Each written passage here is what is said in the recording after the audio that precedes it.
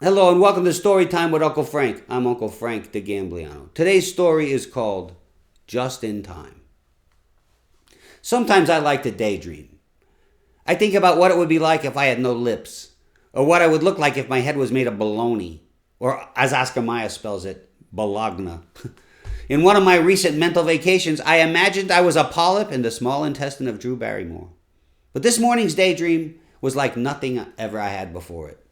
It started in a swanky bar in Vineland, New Jersey. I was playing the piano, accompanying a 40-something lounge singer named La Tootsie, or as those who were in her inner circle called her, La Tootsie. We were just finishing the first set when a young, dapper gentleman approached us. He looked at our tip jar containing just a few singles, and he said he would put $1,000 in it if we could pull off a special request. La Tootsie and I were stunned and excited. You see, $1,000 could change a lot of our lives. La Tootsie would be able to get that spleen enhancement surgery she had wanted for so long, and I could finally have my van carpeted. But when we heard his request, our excitement turned to apprehension. You see, this dapper gent, we'll call him Melvin. His real name is Marvin, but don't tell anyone. He was the world's biggest Carol Channing fan. He was also the world's third biggest Boy George fan, and he was something like the 315th biggest Leo Sayer fan. His request involved the combining of these three colossal talents. He wanted us to perform, "You Make Me Feel Like Dancing." La Tootsie would sing it in the voice of Carol Channing while juggling 3 individual serving packets of mayonnaise, and I would play the piano as Boy George. A tall order, to be sure. But this was $1,000, and La Tootsie's spleen and my van just weren't cutting it anymore. So we accepted the challenge. Backstage, during our 15-minute break, we began to prepare. I wasn't able to find my inner karma chameleon, so I had to settle for my inner Hasidic hamster. I was pretty sure that Melvin would not notice the substitution. La Tootsie drank some battery acid to prepare her voice and she ate 3 lemons to help her capture that immortal Carol Channing facial expression. The 15 minutes passed way too quickly, and it was time to perform. This was it, the break we had been waiting for. If we could just get past this next number, my van and her spleen would never be the same.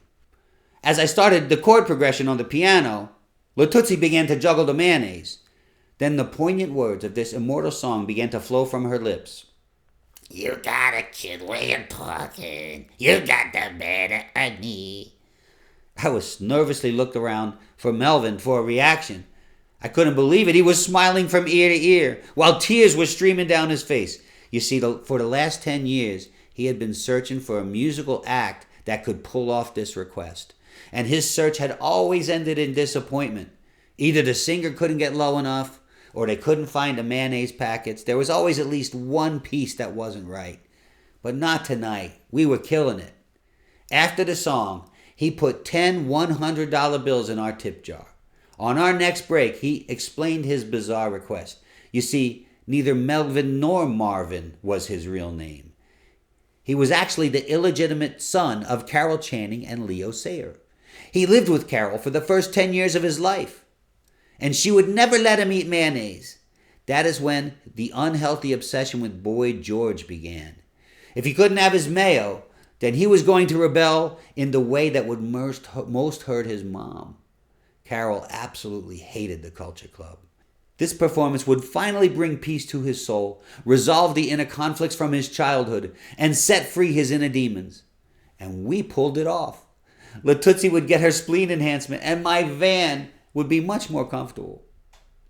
As we said goodbye to our friend, we realized that none of us would ever be the same.